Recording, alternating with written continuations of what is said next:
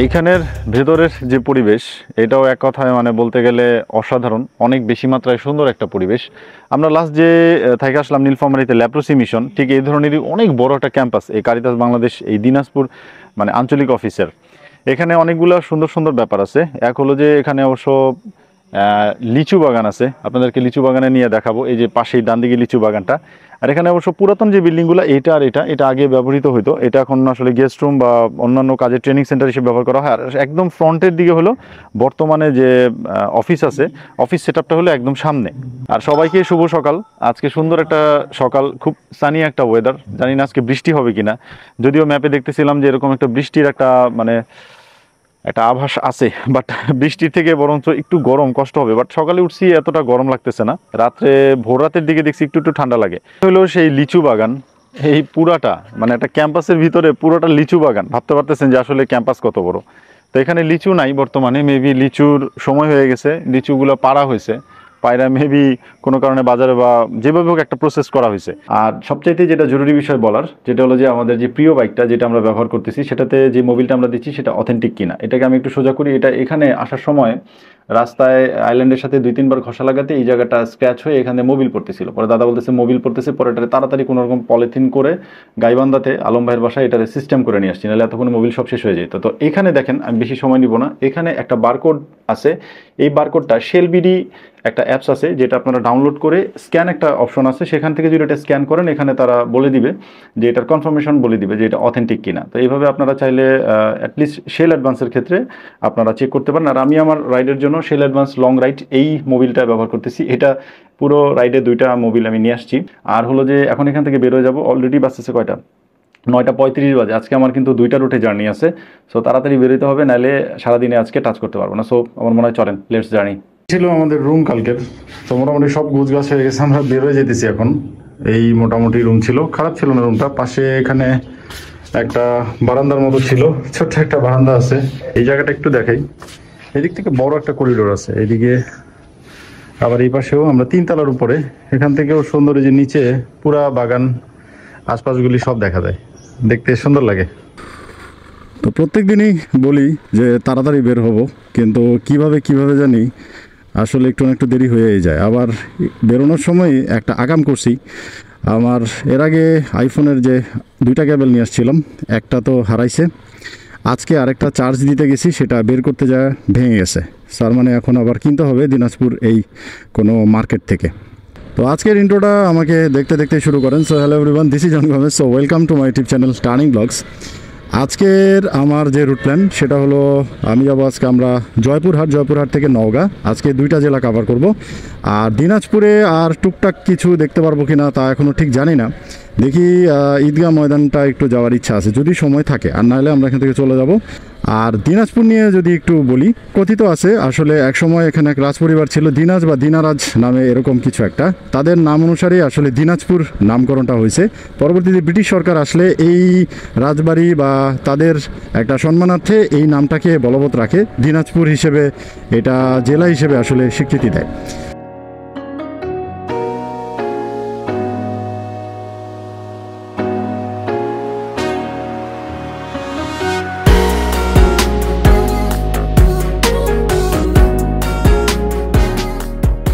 এখন চারিদিকে শুধু লিচু আর লিচু, সব জায়গায় মানে লিচু বিক্রি হইতেছে। আমাদের আসলে লিচু খাওয়ার বা নিয়ে যাওয়ার মতন অবস্থায় নাই, নাহলে অবশ্যই নিয়ে যেতাম। পুরা পাইকারি মার্কেট। Thank you. দিব আচ্ছা, ওকে, ধন্যবাদ। হ্যাঁ, থ্যাংক ইউ। দিছে যদিও 2টা দেন, ধন্যবাদ, থ্যাংক ইউ। অ্যাটলিস্ট এই দিনাজপুরে যে লিচু সেটা তো খাইতেই হবে, তাই না? তো লিচু নিছি।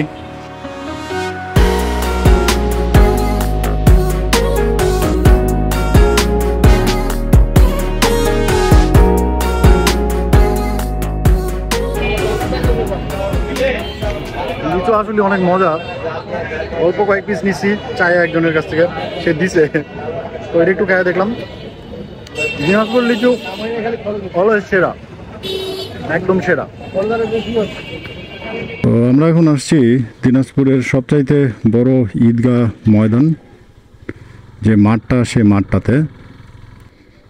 অনেক বড় মাঠ, অনেক বড় মাঠ, বিশাল জায়গা নিয়ে। যেহেতু দিনাজপুরে আসা হয়েছে তো ভাবলাম যে এই ঈদগাহ ময়দানটা আপনাদেরকে দেখে নিয়ে যাই। এটার মনে আরো অন্য একটা নামও আছে, আমি ওটা ঠিক আসলে মনে নাই। তো এই জায়গাটা দেখে গেলাম। এখন যাবো আমরা জয়পুরহাটের দিকে আগাবো। এখান থেকে প্রায় 102 কিলোমিটারের মতো জার্নি হবে। তো বেশ এখানে একটু যানজট আছে, তো আমার মনে হয় একটা না অনেকটা পথ আগাবো, তারপর আপনাদের সাথে আবার জয়েন করবো। আর আজকে অনেক বেশি গরম লাগতেছে, এখনই একেবারে টায়ার্ড লাগতেছে শরীর। তো টায়ার্ড মানে আরও বেশি আসার আগেই অনেক বেশি রাইড করতে হবে, সো তাড়াতাড়ি আগেই চলো।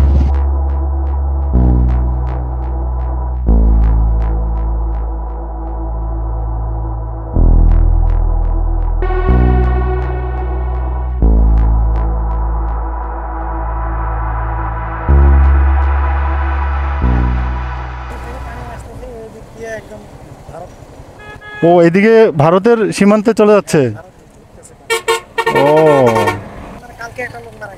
হ্যাঁ হ্যাঁ, তো ওরা নামছে কেন? ওদের ঈদে, প্রত্যেক কোরবানি ঈদে এবং সেমাই খাওয়ার ঈদে একটা হোক, দুটা হোক, তিনটা হোক লোক মারা যাবে। হে, তো খুব রিস্কি জিনিস। ওকে, থ্যাংক ইউ দাদা। জি, তো এটা আমার আসলে দেখার খুব ইচ্ছা ছিল। তো চলতি পথে যে পড়ে যাবে এটা একেবারেই কল্পনা করিনি।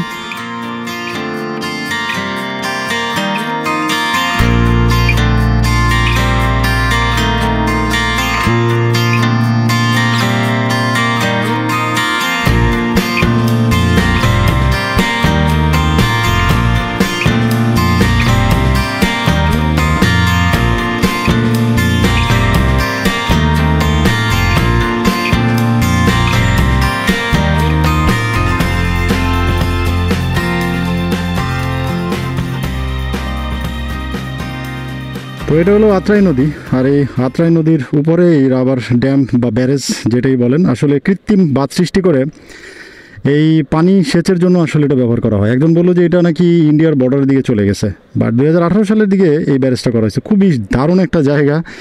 দিনাজপুরে যারা আছে তাদের মানে কি বলে, তবে একটু দুর্ঘটনা হয়, গতকালকে একজন এখানে মারা গেছে। সো খুব কেয়ারফুলি আমার মনে হয় এখানে আসা উচিত। ওই যে এরা গোসল করতেছে, এটা আসলে নিরাপদ না। তো আমরা আগাই, আমাদের অনেক দেরি হয়ে গেছে। চলতি পথে রুটে যেটা পড়বে আসলে আমি বুঝতে পারিনি, দেখে একেবারে দারুণ লাগছে। আর এদিক থেকে আমরা ফুলবাড়িয়ার রুট ধরে এখন আগাইতেছি। বেশি এখনও অনেকটা পথ বাকি। সকাল থেকে গেলে কথাই বলতেছি, ড্রাইভ করা হয়েছে খুবই কম। তো এখন শুধু ড্রাইভ করব। আর এইখানে একটা গ্যারেজ থেকে গাড়ির টুকটাক কিছু কাজ টাজ করায় নিছি, যা যা দরকার ছিল, মোবিলটাও ড্রেন করায় নিছি। এখন বাইকটা কিছুটা ভালো, তবে তেলটা কালকে যেখান থেকে ফুল ট্যাঙ্ক তেল করলাম, মানে লোড করলাম, তেলটা মনে হয় ভালো পড়ে না। বাইকটা কেন জানি একটু শেক হইতেছে মাঝে মধ্যে মনে হইতেছে।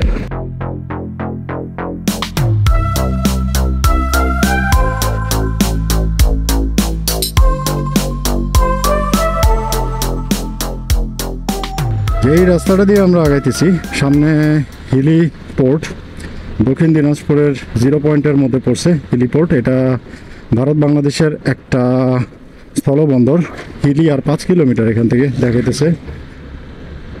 এখান থেকে আমরা জয়পুরহাটের রাস্তা ধরবো। তো ওয়েলকাম টু জয়পুরহাট। জয়পুরহাট আমার 23 নম্বর জেলা। এইখানে যে জায়গাটা বেছে নিচ্ছি আমরা, জয়পুরহাট সুগার মিল। জয়পুরহাটে খনিজ সম্পদের জন্য বেস্ট এবং অনেক কিছু আছে জয়পুরহাটে। আর এই সুগার মিলটা দেখার অনেক দিনের ইচ্ছা আমার ছিল। আসসালামু আলাইকুম। আপনাদের এটা মানে বন্ধ কতদিন ধরে বন্ধ? এটা মারাই মৌসুম যখন চালু থাকে তখন দেখতে পাবে। ও, টোটালটাই একদম অফ। তার মানে কি আরো অনেক পরে, আরো সেপ্টেম্বর? ও, জানুয়ারি মাসে। তার মানে আপনাদের কি মানে সেপ্টেম্বর, অক্টোবর, নভেম্বরের পরে আবার শুরু হবে এটা? এটা পুরো জানুয়ারি মাসে 1 তারিখ থেকে শুরু হয়। ও, জানুয়ারি মাসে 1 তারিখ থেকে। ও, কোন মাস পর্যন্ত থাকে? ডিসেম্বরের শেষের দিকে শুরু হয়। ডিসেম্বর থেকে কোন মাস পর্যন্ত থাকে এটা? এখন আখের উপর নির্ভর, যতদিন ও, মানে এপ্রিল মে যা থাকবে তাই? 3 মাসে হতে পারে, 2 মাসে হতে পারে, 2 মাস হতে পারে। ও আচ্ছা আচ্ছা, বুঝতে পারছি। ওটা পুরোটা ফেক্টরি। ওরে বাবা রে, না দেখতেই মানে এত সুন্দর, এত বড় একটা স্ট্রাকচার, দেখতেই ভালো লাগে। মিলটা এখন বন্ধ, তার মানে এটা ডিসেম্বর থেকে মোটামুটি শুরু হয়, জানুয়ারি, ফেব্রুয়ারি, মার্চ, এপ্রিল, মানে আখের উপরে ডিপেন্ড করে। আখ যতক্ষণ থাকে বা যতটুকু মানে আখের ফলন যেরকম, তার উপরে এই মিলটা চালু থাকে। আপাতত একেবারেই বন্ধ। ভিতরে লোকজন আছে, মানে যারা এখানে কাজ করে তারা ভিতরে, যে কোয়ার্টার আছে পাশে, কোয়ার্টারে হয়তো ওনারা থাকে। তো ভেতরটা আর ঘুরে দেখা হইলো না। আসলে এত বড় একটা মেগা স্ট্রাকচার আসলে আমার খুবই দেখার ইচ্ছা ছিল, তো ওনারা ঢুকতে দিবে না, কারণ এটা খুবই রেস্ট্রিক্টেড। সো কিছু করার নেই। তো এখান থেকে আমাদের যে নেক্সট ডেস্টিনেশন আছে সেদিকে আগাবো। তো আগাই, মনে কষ্ট নিয়ে আগাইতে হবে, কিছু করার নেই।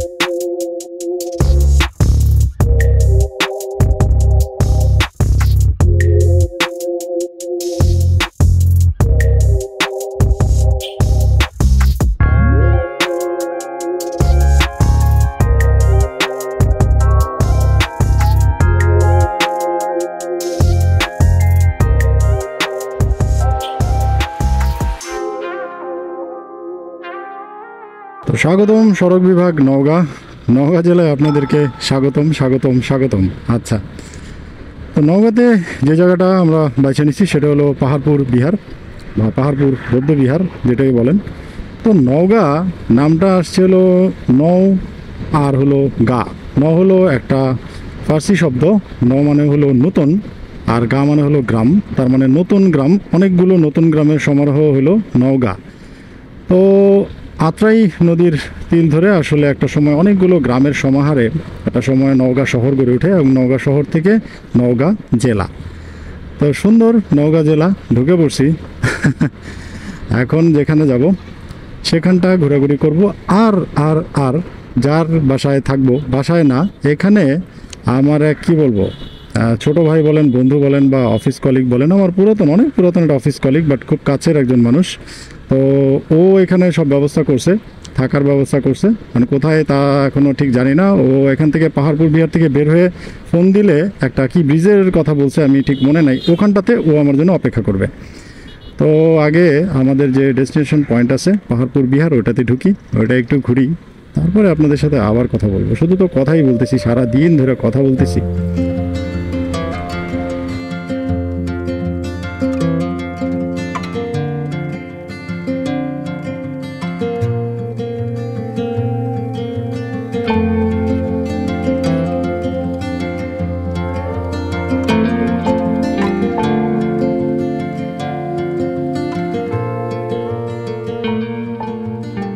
সোমপুর বৌদ্ধবিহার আসলে একটা প্রাচীন ধ্বংসপ্রাপ্ত বৌদ্ধবিহার। 30-60 টাকা হলো টিকিটের মূল্য, আর 25 টাকা করে পার্কিং চার্জ দিছি। আসলে এটা 1879 সালে স্যার আলেকজান্ডার কানিংহাম এটা আবিষ্কার করেন, আর ধারণা করা হয় এটা হিমালয়ের দ্বিতীয় সর্বোচ্চ বড় বৌদ্ধবিহার। মানে বলতে পারেন যে আসলে মানে ধারণা করতে পারেন যে এটা কত বড় একটা বিহার। আমি আসলে এই ধরনের বৌদ্ধবিহার কখনো দেখি নাই, মানে এত বড়, মানে আনবিলিভেবল। আপনি সামনে, আমি যত সামনে যেতেছি, মানে আমার একেবারে ছোট্ট, একেবারে পিঁপড়ার মতো মনে হবে একটু পরে। অনেক সুন্দর, তবে অনেক বেশি মাত্রায় গরম। তো গরমে আসলে মানে বেশি সময় হয়তো থাকতে পারবো না, এখান থেকে বের হয়ে যাবো, একেবারে টিকতে পারতেছি না গরমে। আজকে প্রচণ্ড গরম লাগতেছে এখানে। তো এখান দিয়ে আসলে অনেক ছোট ছোট কক্ষ আছে চারিপাশ দিয়া, হয়তো তাদের পূজার জন্য কোনো ধরনের ব্যাপার ছিল। আর এখান দিয়ে আর ওই আছে যে বিহারের ভিক্ষু কক্ষ, ওইখানে বলা আছে, এই যে এখানে। তো আসলে বিভিন্ন পয়েন্টে অনেক কিছু আছে। এত দূরে দূরে আসলে হাইটা যাওয়ার মতো এনার্জি পাইতেছি না আজকে আর। প্রচণ্ড রোদেই দেখেন, একেবারে মানে খাড়া রোদ, একেবারে পুরা একেবারে শেষ একেবারে।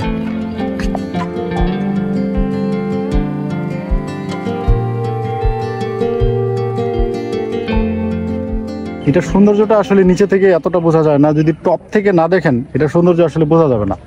কারণ এই সাইড থেকে একটা পাশে দেখা যায়, আর উপর থেকে পুরা জায়গাটা দেখা যায়।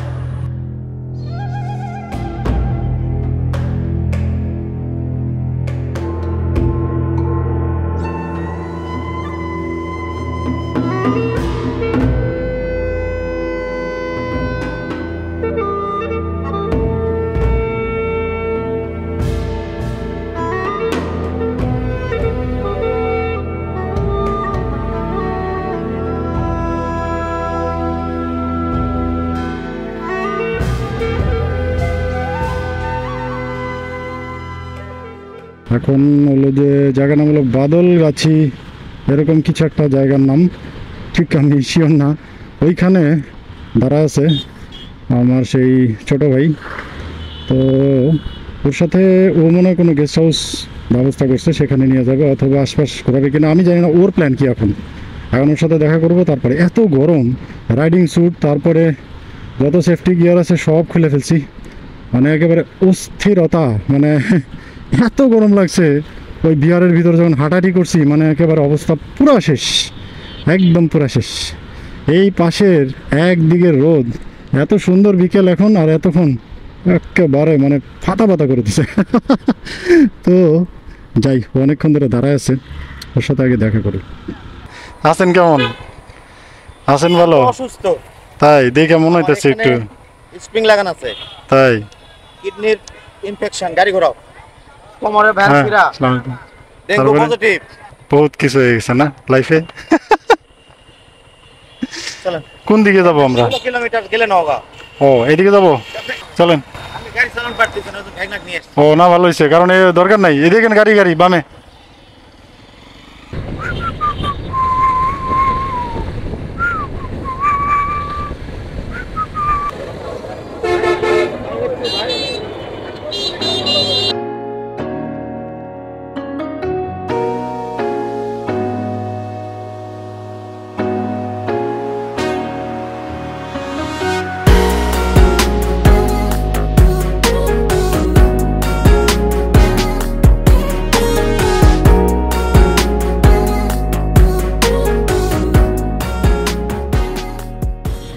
তো পরপর 2 গ্লাস লাচ্ছি খাইছি ওখানে। এই তুহিন ভাই সুন্দর একটা দোকানে নিয়ে গেছিল, সে নিজেই বানায়, বিভিন্ন ফ্রুটস দিয়ে লাচ্ছিটা করছে, খুবই মজা লাগছে। একেবারে শরীরটা না একেবারে শীতল হয়ে গেছে, খুবই ভালো লাগছে। আর পাশে হলো ছোট যমুনা নদীর ব্রিজ, সেখানে অনেকক্ষণ দাঁড়াই রইলাম। তারপরে হোটেলে কথা হয়েছে, হোটেলে একটু তাড়াতাড়ি যাইতে বললো, যেহেতু একেবারেই সন্ধ্যা হয়ে যাইতেছে। তো ওখানে যাব, আগে চেক ইন করবো।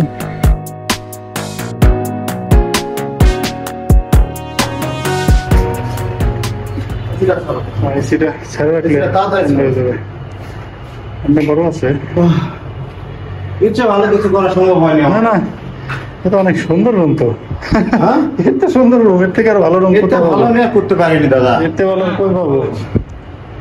পাশাপাশি দুজন আরামে থাকবেন, রাত্রে খাবার খেয়ে যেতে কি জানি কইতেছিল, রাত্রে খাবার খাওয়ায় যাইতে খাওয়াই চাইছে, রেখে যেতে পারতাম। বাট পারতেছে না উনি, কারণ কি 3 ভাই ফ্যামিলি, এখান থেকে 4 থেকে 5 কিলোমিটারের মতো ওখানে যাইতে হবে। তো আমরা আবার আটকাই নেই, বাট এত সুন্দর একটা রুম, আবার এনে যা যা দরকার সব এই ভদ্রলোক ব্যবস্থা করছে এখানে। মানে আমাদের, ভদ্রলোক না ভাই। হ্যাঁ আমার ছোট ভাই বলছি যদিও। আজ আমার ছোট ভাই হোক বড় ভাই হোক যাই হোক, বাট তার মানে আতিথেয়তার অভাব নেই, খুবই ভালো লাগছে। আর নওগাঁতে তো ঘুরছি সারাদিন, বাকিটা উনি থাকলে ভালো হতো। সকালে আর দেখা হবে না, সো আপনাদের কাছে বিদায় নিতেছি। ওকে তুই ভাই, আল্লাহ হাফেজ। আল্লাহ হাফেজ, দেখা হবে আবার, খুব তাড়াতাড়ি দেখা হবে। ছোট মানে রাস্তা হয় না, জোড়া দিতে হবে। ওকে, ভালো থাকেন, ঠিক আছে? ঠিক আছে, চল, আল্লাহ হাফেজ। ওকে, হ্যাঁ। তো তুহিন ভাই মাত্র চলে গেছে, আর এই সুন্দর রুমটা আমাদের দিয়ে গেছে। এক একটা বেডই মানে ডাবল, দুজনের জন্য এরকম 2টা বেড, আবার একটা এসিও আছে। যদি একটু সময় লাগতেছে ঠান্ডা হইতে, আই থিঙ্ক ঠান্ডা হয়ে যাবে। রুমটা এখন আগের থেকে অনেক ভালো। আর প্রথমে যখন ঢুকছি প্রচন্ড গরম ছিল। আর তুহিন ভাইকে তো কি বলবো, অনেক থ্যাঙ্কস, সে আসলে এত সুন্দর করে সবকিছু গুছাইছে এখানে, খুবই ভালো লাগছে। অনেকদিন পরে দেখা, তার সাথে আমার প্রায় 15 বছর পরে দেখা হয়েছে আজকে। তো এখন আমরা একটু ফ্রেশ হবো, ফ্রেশ ট্রেশ হয়ে তারপরে নিচে খাইতে যাবো। দেন আসার পরে আপনাদের সাথে অনেক কথা আছে, সো ব্লগটা দেখতে থাকেন। একটু বড় হইতেছে ব্লগটা, বাট দেখতে থাকেন। তো আজকে আমার মনে হয় আর না বাড়াই, শেষ করে দিই।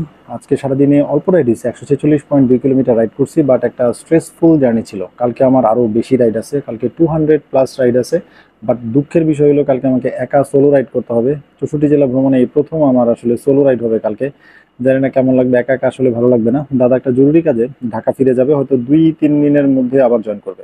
এদিকে জেরিও নাই, জেরিও মানে একটা কাজে আটকায় পড়ছে, ও হয়তো আবার জয়েন করবে। দাদা আর জেরি হয়তো একসাথেই জয়েন করবে আমার সাথে, বাট একা রাইড করতে হবে, দেখা যাক কি হয়। আর বেশি একটা না বাড়াই আজকে, আমার মনে হয় কালকে নতুন যে ডেস্টিনেশন আছে দেখা হবে সেটাতে। তো আজকে এখানেই শেষ করে দিতেছি। So be safe, be healthy. আর যদি ব্লগগুলো ভালো লেগে থাকে অবশ্যই কমেন্ট করে জানাবেন। সো শুভরাত্রি।